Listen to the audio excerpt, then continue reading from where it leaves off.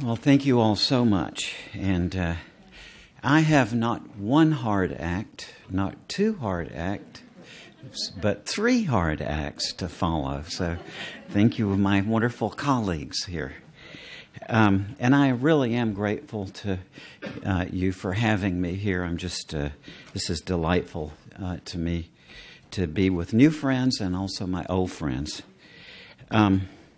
And as a preface to this, I would like to talk a little bit about how I got interested in this subject of near-death experiences. And not to be autobiographical, but rather to explain the prejudices I bring to it. And that is that, number one, I was not raised religious.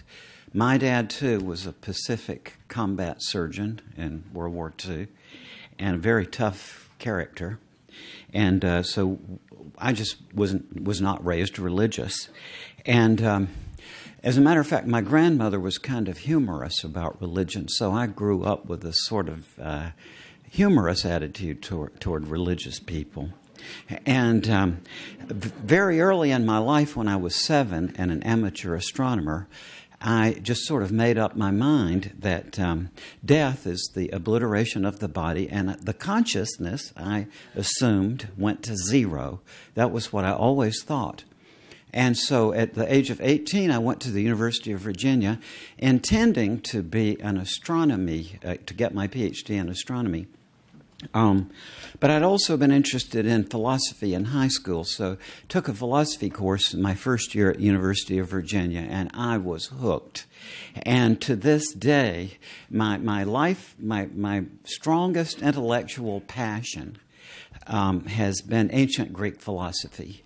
And my areas of interest in philosophy are logic and philosophy of language. So that is the mindset that I bring to these kinds of things. I am also a psychiatrist, but that came later. First, I got a Ph.D. in philosophy, and then I went to medical school subsequently. And it was in reading Plato's Republic, and also that first year reading Plato's Phaedo, that I woke up to the realization that Plato gives a very sound argument there that this question of life after death is the most important question of existence. I think Plato gives a very sound analysis of why that is so. And at the end of the Republic, those of you who've read it will remember, there's this amazing story that the whole drama of the dialogue kind of culminates in, of this warrior named who was believed dead on the battlefield. But at the funeral, he sat up and revived, and he talked about seeing his body, about going away from his body through a passageway into another world, where, among other things, he saw his life reviewed and so on. And as I read further about that, I learned that the earliest Greek philosophers who really founded Western civilization as we know it were very fascinated by these people they called the revenants, or as we would call them today, people with near-death experiences, but people who were popularly reputed to have died but who came back. And there was a very lively debate at that time, which is the same debate we have today. Because Plato took these experiences, and obviously you can tell in his writings about them that he took this very seriously and he was impressed, and that he took these things at face value. Meanwhile, his rough contemporary, Democritus, was the ancient Greek philosopher who just figured out by reason alone that, contrary to our sense perception that tells us that this is an unbroken continuum, that actually Democritus argued that this has to be made up of tiny little bits that are atomos, as he calls them, or atoms, that are just too small to be seen by the senses. And so Democritus was also very interested in these kinds of experiences and wrote a book about this, which has not survived because Democritus didn't have a school like Plato did. But the fragments that we get from Democritus's writing shows that he took the point of view which has been called here today the medical materialistic point of view that Democritus pointed out. He said there's no such thing as a moment of death. And what he was implying there is that these near-death experiences are the byproduct of the body just winding down during the process of dying. So this same format of debate that we have on these things literally goes back to antiquity. Now, that was my first year in college, and at this point I always assumed that that this was entirely something that had to do with ancient Greece. But then, my third year at the University of Virginia, one of my philosophy professors told me that right there in Charlottesville at the medical school was Dr. George Ritchie, who some years before had been pronounced dead twice. Period about 9 minutes, he was believed dead, and that Dr. Ritchie had such an experience, and Dr. Ritchie was very open to talking to student groups. So shortly thereafter, I ended up in this lecture by George Ritchie in 1965, which I heard this very first near-death experience that I'd ever heard from a living person. So that's the point of my interest in this, had entirely to do with ancient philosophy. And then I got my Ph.D. in philosophy in 1969, and I started teaching philosophy. And very quickly, as anybody who investigates this finds, that pretty soon you just find lots of cases. So that was how I got interested in this. And since that time, I've had the honor and privilege, as it really is, to be able to talk with literally thousands of people from all over the world who came to the brink of death and were resuscitated or revived and had these incredible stories to tell. And with that, I got to say here, with my friend Eben here, in all that experience, I got to say, I have never heard one that comes near this. This is the most amazing story that I personally have heard in 50 years now of interest in this. And, yeah. So I can't wait to see his book. Now,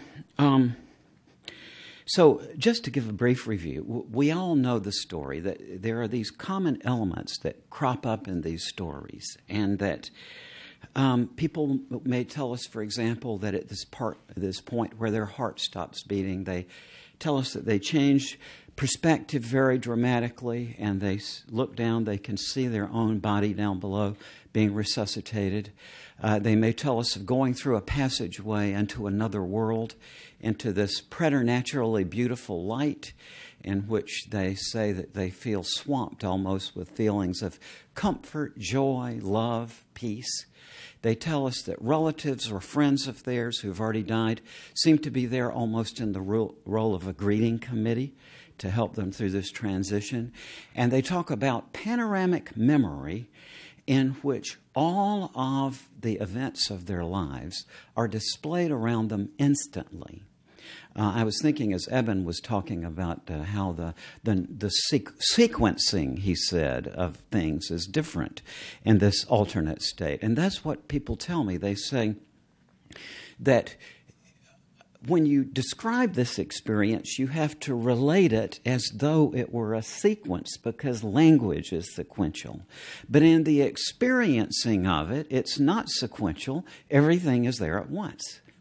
And people very often tell us that when in this panorama, that when you see yourself doing an action, then when it's as though you're looking at another person, and when that action has its consequence, you are embedded in the consciousness of those with whom you've interacted.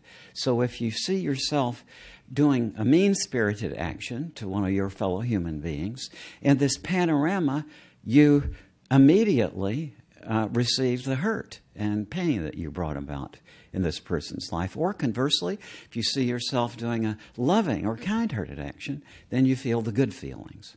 I want to stop at this for one moment here and sort of say, we'll get to the afterlife question in a few minutes here, but let's set this aside and let's just not even think about life after death. And as a logician, I like to draw the very minimal inference I can about anything. So what is the very minimal inference that we can draw about this panorama of your life? Well, to me, even that minimal inference is sensational. Because if you think of what that means for a moment, that means that life is a two-phase process. In the first phase, you live it forward as the actor or protagonist. But then at the end of this thing, it's totally switched, and you look at it from the opposite perspective of the other characters who were involved.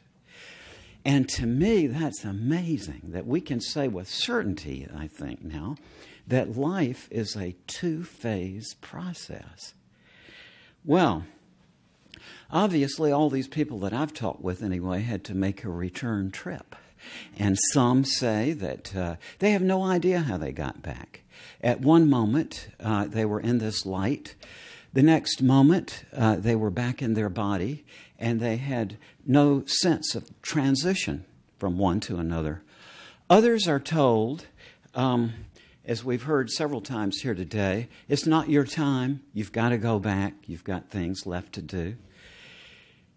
Sadly and frustrating for many of them, they're not told what that is that they have to go back to do, just that you've got a mission. And then, as I've known a lot of these people for decades, it tends to happen that after a while, they sort of wake up to see what that was. But when they come back, so I have no idea. I was just told they had to go back, but they didn't say why.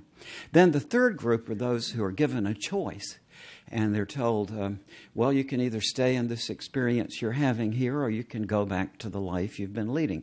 And not too surprisingly, all the ones that I've talked with chose to come back. But what I think is very interesting is that almost universally it's the same reason, almost all the time, is they say, well, for me, I would rather have stayed in that light. But I chose to come back because I had young children left to raise. Or it's always on behalf of someone else. Now, and we know about the after effects. People, as we've heard already this morning, come back telling us that whatever they were chasing before, and it's my experience as a psychiatrist and a human being that everybody is chasing something. I mean, I've spent my whole life chasing knowledge. I had 2 doctoral degrees but before I was 31. Plus, I had 3 of those years I'd been a philosophy professor. So I've spent my whole life just driven in a way to seek knowledge, even though I realize you'll never have very much of it, but at least I'm driven to acquire it. Or other people are chase money or fame or power, any of these other things. But what's so fascinating to me is that whatever they were chasing before, when people come back from this, they say, what this is all about is learning how to love. Because this is what comes forward in this panorama, that whatever you do to somebody else, it comes back to you. Now, so we know pretty well that these things obliterate the fear of death and that they make people inclined to be more loving. Incidentally, another thing I should say about that is that people say it doesn't make it one bit easier to have this experience. That you see this vision in which you see the importance of love, but putting that into practice is a very difficult thing, even for people who've had these experiences. It becomes a sort of lifelong spiritual quest. And I think, unless you've been hiding out in the Himalayas for the last 40 years, all of you have heard what I've had to say so far. But now I want to talk about what I regard as really an identical phenomenon. I don't know of any way of distinguishing it, which I call the shared death experience. And I want to talk a little bit about my process of how I found out about this. And that was that when I entered medical school in 1972, I had already been interested in these kinds of experiences for 10 years. And a lot of my friends that I grew up with were ahead of me in medical school because I had gone the Ph.D. in philosophy route. So by the time I got to the Medical College of Georgia in September of 1972, the faculty knew I was coming and that I had this interest. And so just in the first couple of weeks I was there, I was contacted by these wonderful people, 8 faculty members, some of whom had had near-death experiences themselves, but the rest of them they had seen this in their patients, so they wanted to, they were talking with me about my work. And in that context, in either December of 72 or early January of 73, at the end of my first year of my first quarter of medical study, I was in the bookstore, and this very nice woman came up and introduced herself as Dr. So-and-so, and I immediately knew the name as a very distinguished professor of medicine. And she said, "Dr. Moody, I've been wanting to talk with you about an experience that I had." So she took me across the campus, and she told me that some little while before, her mother had suddenly died right in front of her, but she had made a noble attempt to resuscitate her mother. But she said when she felt her mother die, that she herself, this physician said, she got out of her own body and she looked down, she saw her mother's now deceased body and saw her own body beside her mother. And to use her exact words, she said, "I was trying to get my bearings." And as she said, she's kind of looking around apparently, and she became aware of her mother there beside her. To use her exact words again, now in spirit form. And she said that she saw her mother sort of being magnetized, it sounds like, into this very bright light. She saw these figures coming forward out of the light, some of whom she recognized as people that her mother had known, like relatives and friends of her mother's who had already died. But they were all pulled back into this light. And she said when the light closed off, it wasn't like a light bulb going out. It was rather that this tube, as I think the word she used, sort of closed off, and it did so in a spiral fashion like the lens of a camera, she said. And so there she was, standing in her own body beside the body of her mother's now deceased body. And that was the first case I knew of what I call now a shared death experience, which is identical in the description of them to the near-death experience, except they occur not to somebody who almost dies and returns, but rather to someone who is there at the bedside. And there's a long story behind this, how I began to hear more of these in the late 70s, but in the late 70s into the early 80s, it was almost invariably medical people that I was hearing these from. Then as we went into the 80s and on into the later 80s, I began to hear many more of them from relatives and friends of somebody who died. And this is entirely a conjecture on my part, but I think it's plausible. What was happening in the medical community at that time was that when I went to medical school in 72, the standard procedure was that when the patient was dying, the doctors and nurses would come in and sort of escort the family out on the idea that this is too overwhelming for them. But just in my medical career, I've seen it go entirely the other way, where now it's usually the doctors and nurses encourage the family to be there, and they will make a graceful exit unless they are, very closely bonded to the family. And so concurrently with that change in medicine, I've seen a change in the shared death experiences, where now I mostly hear them from relatives and friends at the bedside of the dying. So what is it that they tell us? Well, one of the things I used to hear a lot back in the late 70s and early 80s when I was hearing this mostly from medical people was it apparently is fairly common that when a patient dies, the doctor or other medical personnel or the bystanders will tell us that they seem to see something exit the body. Very often this is described as a sort of roundish light. Grayish golden is a description I hear.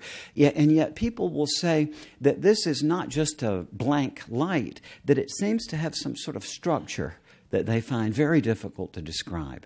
Or other people may tell you that as the person dies, that they seem to see a transparent replica of the person stand up and simply move away from the body.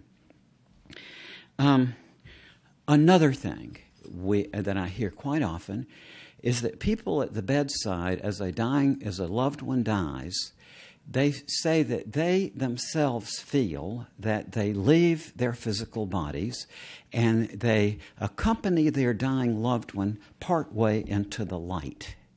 Some years ago, I used to go to the Council Grove Consciousness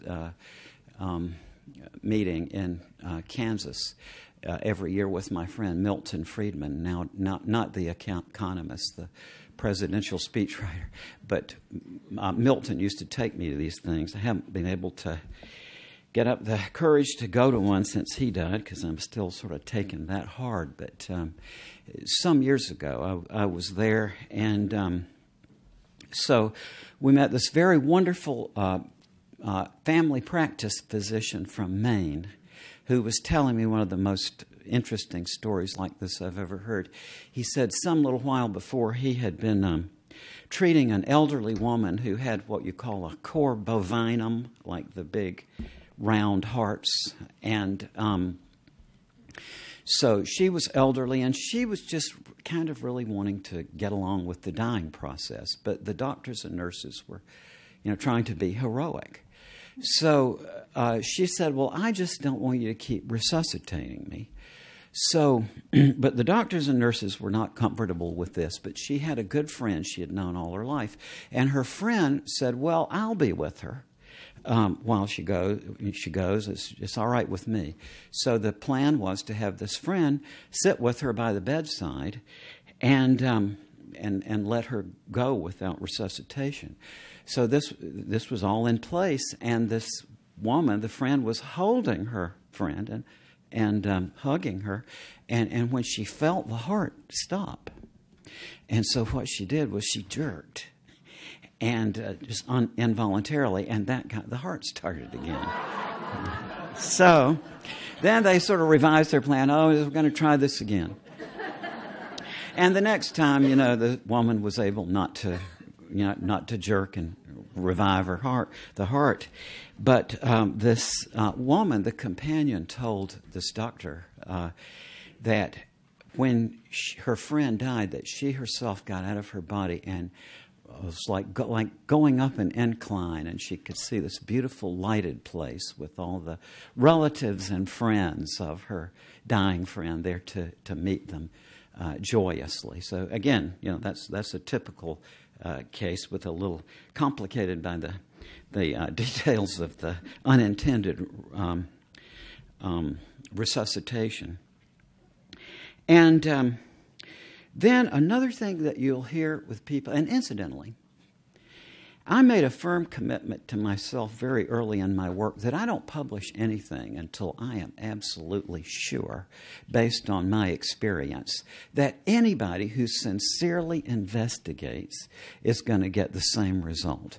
So the things I'm saying now are things that you will all be able to, especially those of you who work in hospice and that sort of thing, you'll be able to confirm for yourself by talking with patients and their families. But one thing that is very puzzling about this is that very often at the scene of a death, people will tell you that it's as though the room in which they are changes geometry, and they are no longer in a three-dimensional space. Like a hospital room is like a three-dimensional cubicle. But people say that during the dying process, the geometry changes of the room. People will tell you things like that I suddenly became aware that I was looking at my mother's body from an impossible angle, or something that the ordinary three-dimensional spatial framework doesn't work in this circumstance. Or people will tell you that the room fills up with beautiful light, and or that music, they hear beautiful music. It's very indescribable that it seems to fill up the room where somebody is dying. And people will tell you that apparitions of the dying person's relatives and friends seem to appear in the room, again in the role almost of a greeting committee or to help people through this. And here is the one really that this is just absolutely amazing to me. But again, this is, many of you I think are in a position to hear cases like this for yourself. Quite a number of cases in which the bystander reported empathically co-living the life review of the person who passes away. Now, to me, that is, number one, embarrassing. Okay? Personally, it seems to me that that would be just a horrendous thing. And yet, no, the people who go through this say that, no, within that context, it is perfectly natural.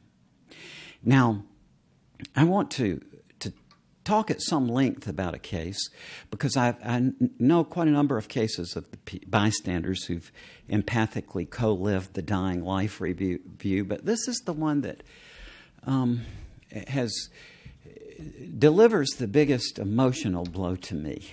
About 20-something years ago, 22 years ago, I was a psychology professor in a little town in Georgia. It was West Georgia University, as it is now. And an elderly woman came to my class who had one of these marriages which the Greeks call storge love. You know, in addition to the three that we all know, the eros, philos, and agape love, the Greeks also had one called storge. And storge was the phenomenon that arises in, for example, in a rural community where there's adjacent farms, and a boy and a girl on adjacent farms will grow up together as playmates. And then they just naturally evolve into a marriage relationship. In the little community I was born, this was fairly common. But in modern, American society, I'm sure this is quite rare. But it used to be fairly common. And what I've observed in my grief counseling work is that when you have a situation like this, when the couple had this history going back to infancy, and they've been together for decades, that this is just a very difficult grieving situation to work with. I've never seen one where the other person ever got really reconciled, and it's very difficult. And this woman had such a relationship. She had been, her husband was her neighbor two houses down the road. They played together as kids, and then when they got into high school, they just kind of came to the realization that, well, we should get married. They had dated other people and so on, but this, as I recall, in the spring of their senior year. And so they had made this decision to get married, but they didn't tell their parents yet.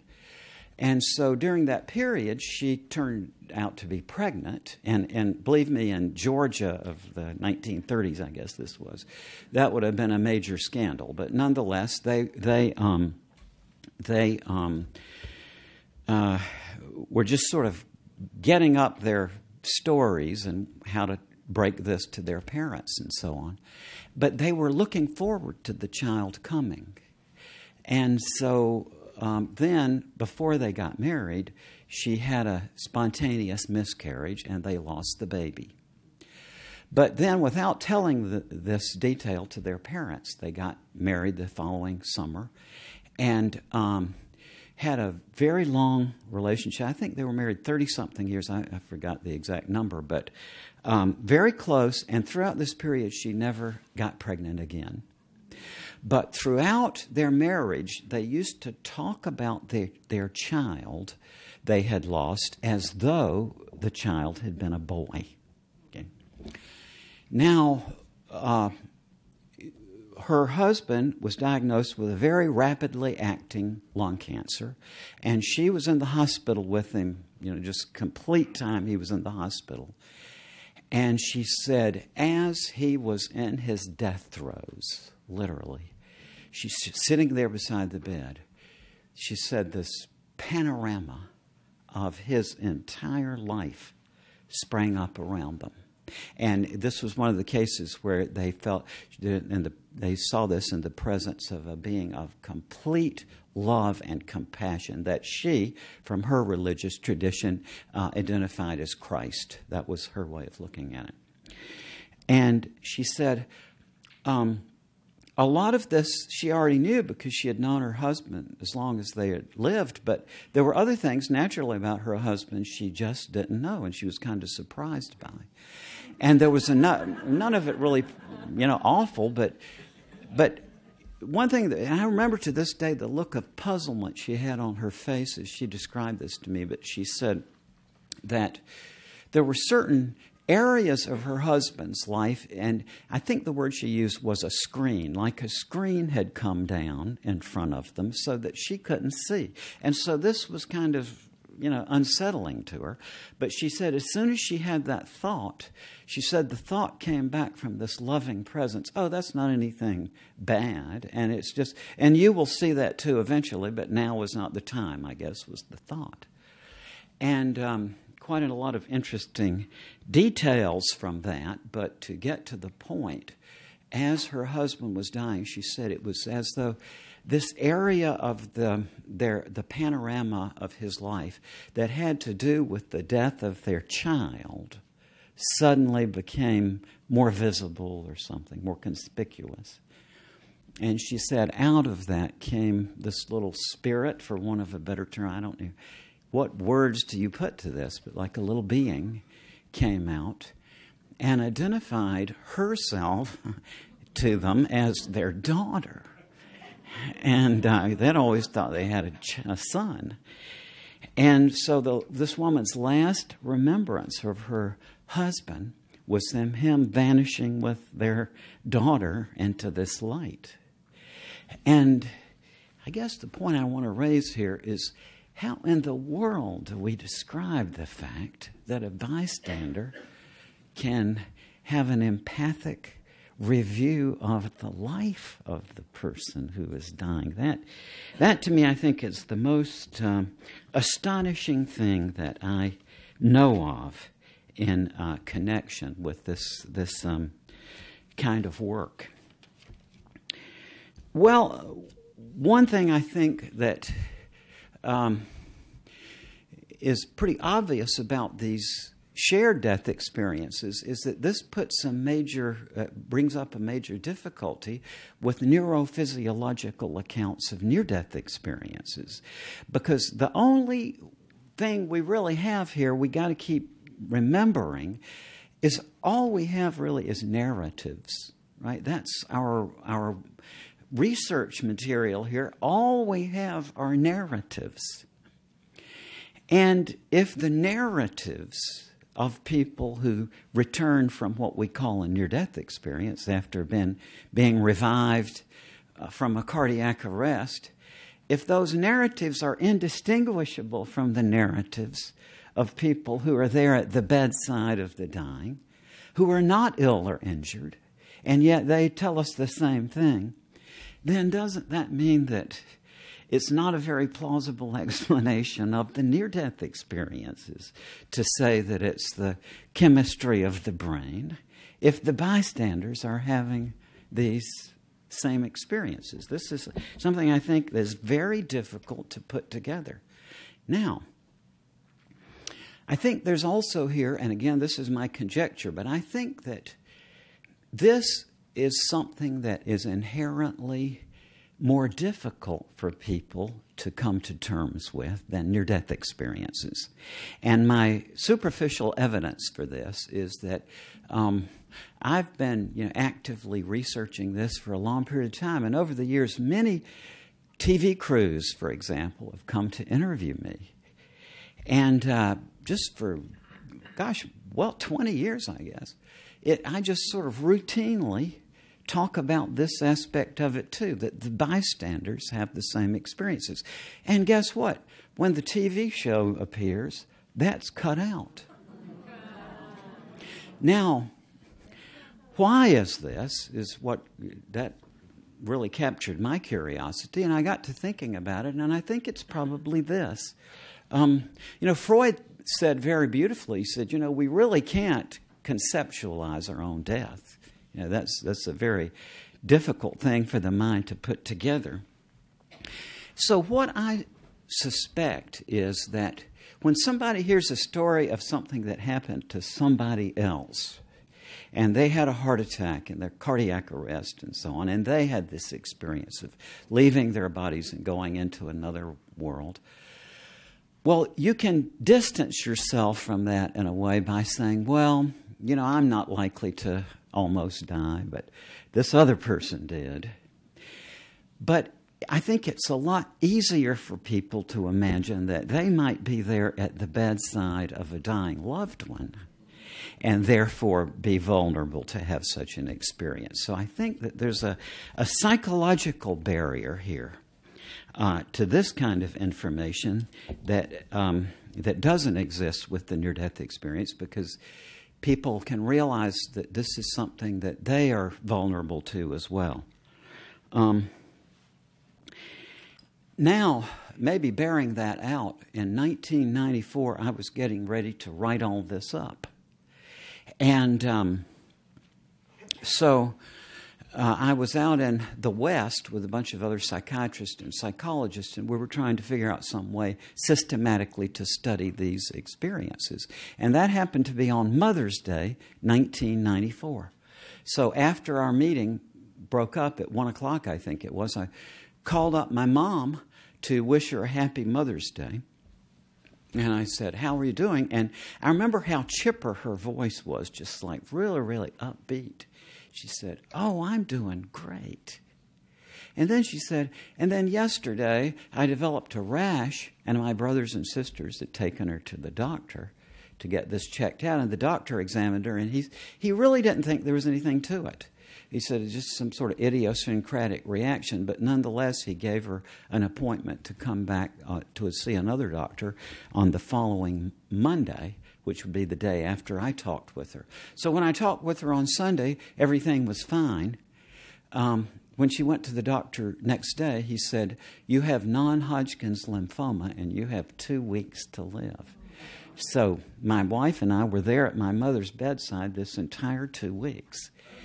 And when my mother died, I and my wife and my sister and my brother had this experience. And again, you're into a realm where there just aren't any words. But that happened to me, and I just totally lost my curiosity about it. When I had it myself, I wasn't so interested anymore of making an investigation of this. So then another 15 years passed, and finally my publisher prevailed on me a few years ago to write this up, which I did. And so I have had this myself, and I really feel, like Eben expressing the difficulty of putting these things into words. It really is difficult. I'm not even going to try. Another thing I should point out about these empathic death experiences is they don't seem to respect space very well, and I have quite a number of cases in which a person connected with a dying person had some sort of empathic experience at the death of that person when they were across town or across the country. About 1981, my wife and I were at at University Hall in Charlottesville watching the basketball game. We'd taken our kids there.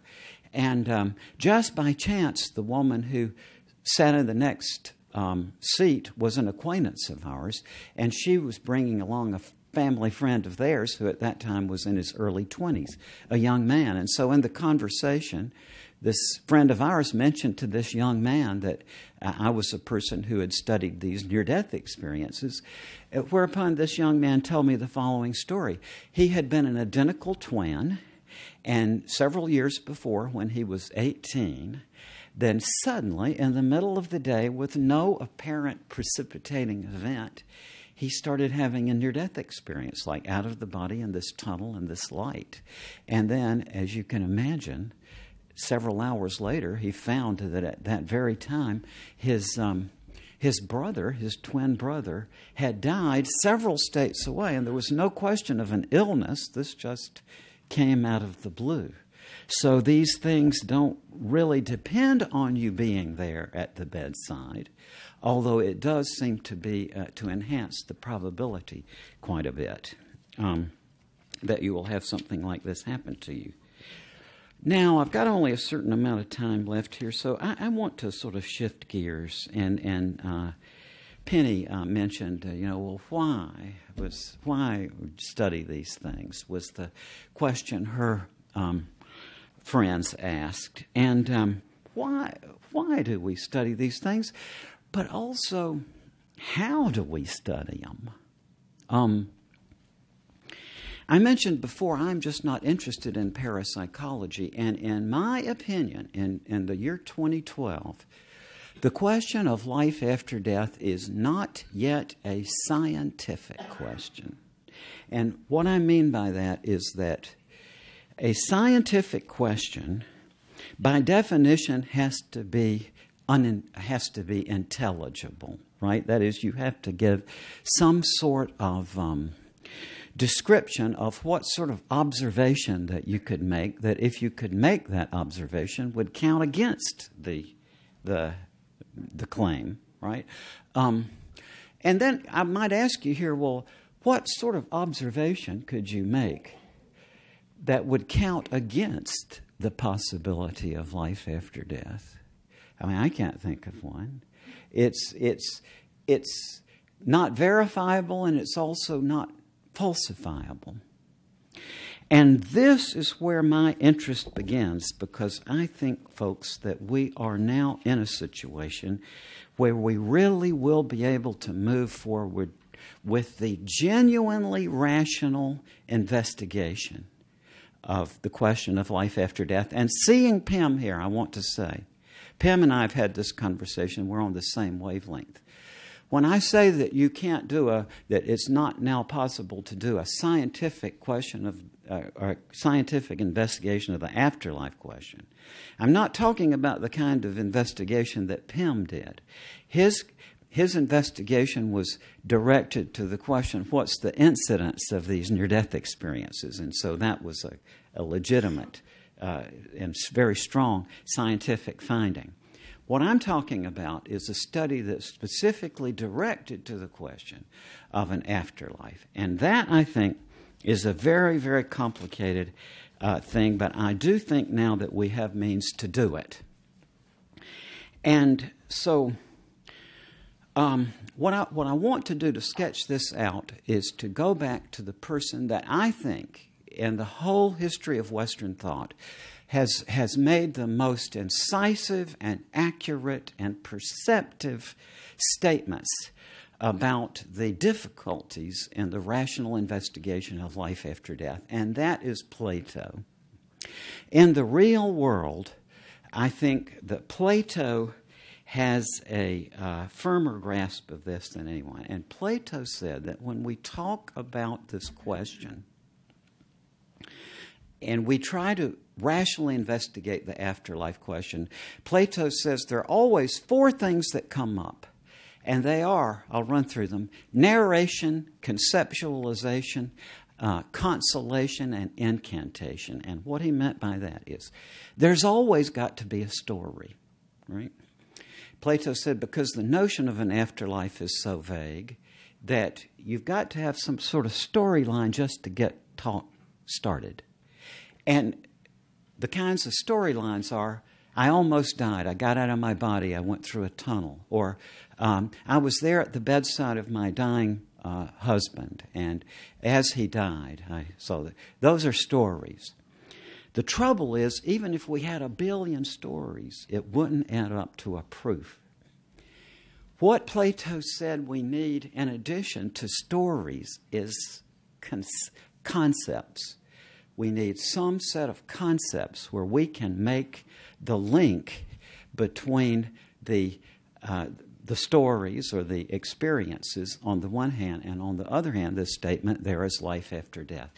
That's the real problem. What sort of concepts do we use? And Plato said also, you can't really address this question of life after death and you look at it rationally without bringing in consolation, because people are naturally going to look at this material as consolation about their own anxieties of death or about the loss of a loved one to death. That just goes with the territory. So there's always got to be that element of consolation. And incantation. Plato was the person who distinguished between literal and figurative meaning. The reason why we have that distinction is that Plato worked it out. And that Plato was the first person to draw the distinction between literal meaning and figures of speech, was also the first person to point out accurately that sentences like there is life after death are not literal in meaning. They are figurative, he said, like consolations, or like incantations, he said. The sentence, there is life after death, he said, we ought to use them like incantations, to repeat them to ourselves constantly, to arm ourselves, he says, against the vicissitudes of life.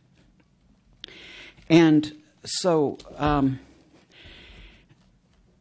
moving on a little bit in the philosophical framework, all of this was boiled down very neatly, I think, by David Hume, who Hume lived from 1711 to 1776. He was one of the great thinkers of history. He had a lot to do with the articulation of scientific thought, with his ideas about inductive logic and causation and so on.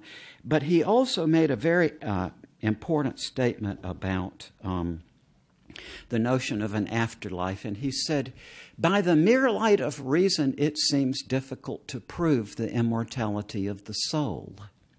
And then he went on to say, some new species of logic is required for that purpose, and some new faculties of the mind that they may enable us to comprehend that logic. Well, what he was getting at is the reason why regular logic won't work is that the sentence, there is life after death, if you think about it, is a self-contradiction. If you look up the words in the dictionary, death just means the final irreversible cessation of life. So it's a self-contradiction to say there's a life after death. And always since Hume made that statement, it's been popularly regarded that he was being ironical, which he probably was, and that what he was implying was that it can't be done. Because, Aristotelian logic has served us very well for 2,300 years. What's the chance that we're going to come up with some new species of logic? And we think we know our minds pretty well. What's the chance that we're going to bumble across some new faculties of the mind that may enable us to comprehend that logic? Well, when I read that in 1965, my thought was, well, there's a way out of this. I think there really is. I think that Hume's problem is no longer a problem. And that what I want to say is that in the formation of logic, there were three factors that played in, truth and falsehood, and that's what we ended up with. Our logic is a binary code, true or false. But that was Aristotle's product, and Plato before had been trying to articulate a third possibility, and that's unintelligible. A lot of sentences are unintelligible, right? Holiness breeds the vestigial lipstick of spontaneity. That's unintelligible. And so, because of Aristotle's particular cast of mind, that escaped our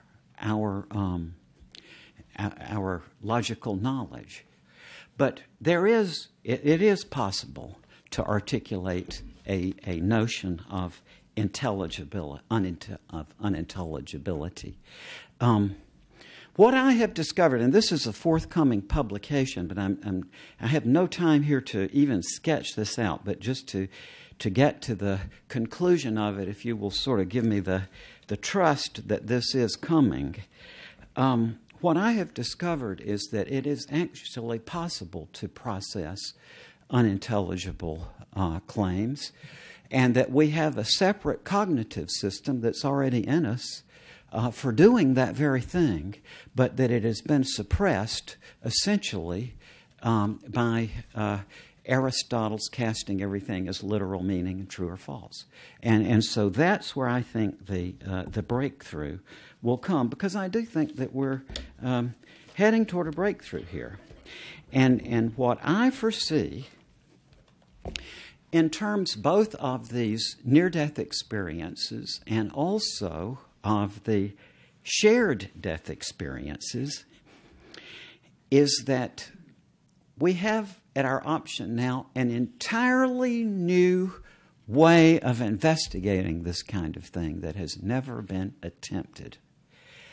And all of the investigations of this question that we have throughout history have made an assumption that, number one, they try to compute the problem with the mind that we have and with the logic that we have. But I want to propose a totally new way of doing it, that instead we prepare our minds to grapple with the problem. And that, you see, is the gist of what Hume was saying. Some new species of logic is requisite for this purpose, and some new faculties of the mind, that they may enable us to comprehend that logic. So, where I see this developing is that we can actually remodel our minds, and there's some complications of this, but we can do it. I've already done it. And that once we do that, once we equip people with a new framework of logic that allows in not just literal true or false, but also utterances that seem from the point of view of regular logic to be unintelligible, then let's say you prepare 1,000 people with this new modality of thinking. Just by chance, in the future, some of them are going to have near-death experiences or shared death experiences. And what I confidently predict is going to happen is that when they come back from these experiences, they will no longer tell us, oh, I just can't describe it to you. There are no words. But what they're going to be able to tell us is that, hey, I have this entirely new way of describing this or relating it to the rest of us. And I've had a little bit of preliminary success with this. And so I know that this works. So now I want to go on to the next step of this, where I'm headed with it is the question we've always wanted to know from the rational point of view is there a life after death? And let's take for the moment the near-death experience as a possible way into this. When you do that, you come up against the ineffability problem, right? I have no words, okay? But from experience tells us that when people go into the near-death experience with only the Aristotelian true or false logic in their minds, what they do is that they relate this to us as a travel narrative. right? I got out of my body. I went through a tunnel into a light. I met my deceased relatives. I saw my life pass in review. I returned to my body and came back to life. That's a travel narrative. But think about this for one moment. The meaning of a travel narrative depends on two concepts, absolutely, space and time. And yet what people with a near-death experience tell us that this was not in space or time. So there's a fundamental conceptual difficulty in linking up this travel narrative format to the notion of an afterlife. Now, at this point, as a lover of astronomy, I think in terms of astronomical analogies. We've all heard the statement, it's 4.3 light years to Alpha Centauri. Right? But if you stop there a moment and think, well, now just a minute, how do they know that? I mean, you can't send a homing pigeon out there with an odometer on its leg. How do they know? Well, the way they know was that in the 1920s they had gotten up to the point where they were able to, they knew that the distance across the orbit of the sun, of the Earth around the sun is 186 million miles.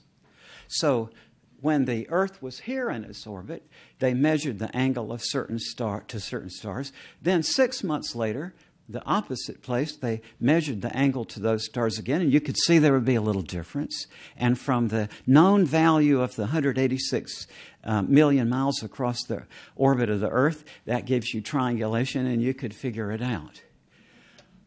Well, now we're going to have, in very short order, I think maybe 3-4 more years, we're going to have a new set of articulations, attempted articulations of this same thing that will be viewed not through the lens of Aristotelian logic alone, but from the lens of a new code of logic, and that will give us, in effect, triangulation, so that we will be able to kind of pinpoint the afterlife or get our concepts of it down a lot closer. Now, I tend to go over my time, and so 8 minutes, and then we open it for questions. Is that right? Oh, this includes the questions. Oh, well, good. I'll just stop there, and so okay.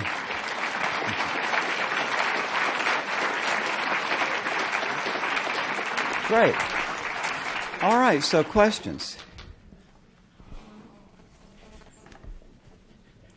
Hi. Thanks for that fantastic talk. Just wondering, did you notice any qualitative differences in the experiences reported, in the shared death experiences reported by doctors and nurses and medical staff, as opposed to what was being described by family members? Oh, yes, and that's a very good question because, yes. My assessment would be that the physicians I've known over the years who had this kind of thing, that to them it was more of an intellectual wake-up call than a spiritual wake-up call. Whereas the loved ones at the bedside, they're more into their feelings about their dying loved ones and so on. So there's that aspect of it. And I had a talk with a woman from New Jersey not so long ago who had seen the spirit of her body, of her husband leave his body when he died. And she mentioned it to his cardiologist, and the cardiologist sort of dismissed it. But then a year or so later, I guess, she had to get back in touch with this cardiologist about something else. And then she just mentioned that again, and by then he had seen 2 cases of this, of the patients seeming to leave their bodies. But we have a very earthy friend named Wanda who is an emergency room psychiatrist. And Wanda is just, very earthy and grounded. And some months ago she was telling me about resuscitating a patient, and she said suddenly to her astonishment, she looked up and she saw the patient right in front of her, standing just sort of abstractly watching the resuscitation. And so I think with the medical people, as a general rule, it seems to stir them up here, whereas with the family members, it has the more heart level of response. I know Wolfgang Pauli, the famous physicist, thought that synchronicity had to be added to our concept of space-time, causality, and the conservation of matter and energy. And he and Jung wrote about that. And synchronicity, shows that there's something beyond time and space. So that seems like it would fit in with several different experiences. But my question was, with these people that saw the kind of the near-death experience of somebody dying, did they ever have a situation where that person was revived and then they got that person's report of their experiences and then they could see if they jived, if you will? Well, I can't think offhand of one that matches exactly that description, but the one that comes to my mind, I was lecturing in Fort Dix, New Jersey, back in the early 80s, I think, or mid-80s, and talked with this young sergeant who had suddenly had a major injury. I forgot what it was, and he was taken to a hospital and successfully revived. But unbeknownst to him, it turns out that his sister, who had severe diabetes, had been admitted to that same hospital at that same time, but he did not know it. But while he was out of his body, he met up with his sister, and he realized that she was passing away in the same hospital, and reported this to his physicians when he came back. So that's sort of similar, I think, to the kind of thing you were asking about. Yeah. Or I've had a nun and a priest from South Africa who went over a cliff in their car driving to some conference or something, and both were almost killed. And both had near-death experiences simultaneously, and after they recovered, were able to talk about them together. Yeah. I have two questions, and you can answer one or both if you have the time. You alluded to this new thinking or new logic or new something, transformational way, and that you've had that experience. So I'm excited about that. I'd love to hear about that, and that could be a whole other day talk, probably. And then the other thing, with my background in chaplaincy and occupational therapy, and working in mental health for the first part of my career and now chaplain for the last half, I've experienced this with patients. And in psychiatry, there is some thinking that delusions, hallucinations, and mental illness is really just another sphere for folks where they're living. So with your great background, what do you think about that? Are you asking whether, for example, many mental illnesses are really spiritual experiences? I'm wondering what you would say about that. Well, yes, in a bigger context, I do think that's true. Plato said life itself is a kind of illness. And the implication is that, it's a problem to be mastered or to be dealt with. And however, my own personal impression is that, for example, schizophrenia, you just really get the sense that that's an illness. That's like a physical sickness. I guess maybe where I would kind of reformulate what you say is that I think in some cases, like with severe schizophrenia, that's just a tragic situation and there's no redeeming spiritual side to it. But other cases I've seen where people were able to take their mental illness as a transformative thing. So that happens sometimes too. Yeah. I only had 2 cases in psychiatry where I thought that something other than normal was happening.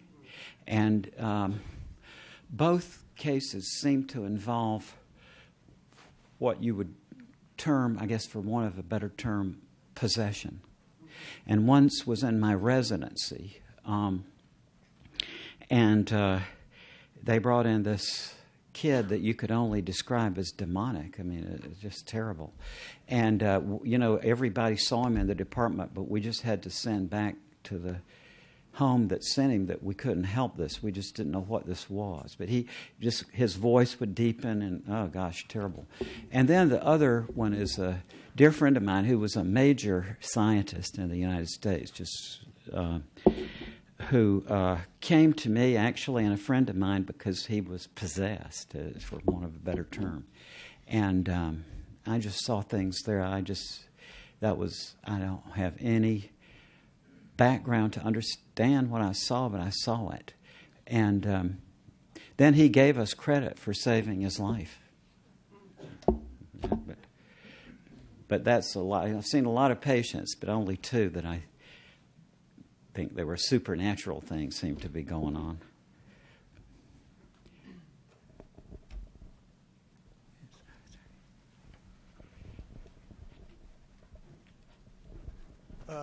So you were talking about life being two phases, where the first phase you experience as self, and the second phase you experience as other. Mm-hmm. And I was wondering if you can comment to the extent of phase two.